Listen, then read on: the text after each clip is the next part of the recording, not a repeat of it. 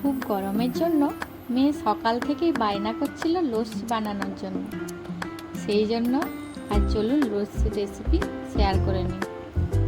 প্রথমে কাজু, কিশমিশ, ছোটো এলাচের গুঁড়ো, চিনি, বরফ ও দই নিয়ে নিয়েছি।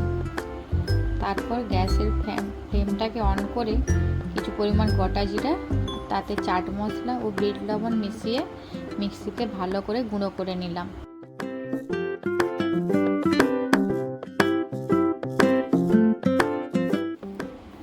এরপর একটি বড় পাত্রে টক দইটিকে ঢেলে ভালো করে ফেটিয়ে নিতে হবে।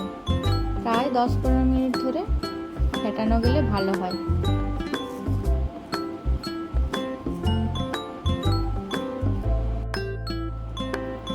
এবার দেখছেন দইটা ফেটাতে ফেটাতে কি সুন্দর স্মুথ হয়ে যাচ্ছে। এইভাবে লস্যি বানানোর সময় আপনারা যত বেশি ফাটাবেন লস্যি তত বেশি সুন্দর হবে। এবার প্রয়োজন মতো চিনি অ্যাড করলাম।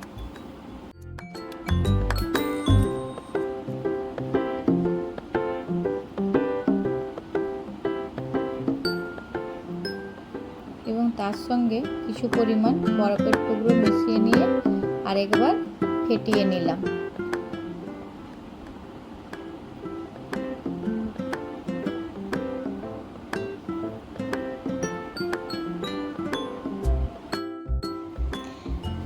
এবার আমরা পুরো মিশ্রণটাকে আরেকবার মিক্সি জারের মধ্যে ভালো করে 1 মিনিট বা তার কম সময় ধরে মিশিয়ে নিলাম।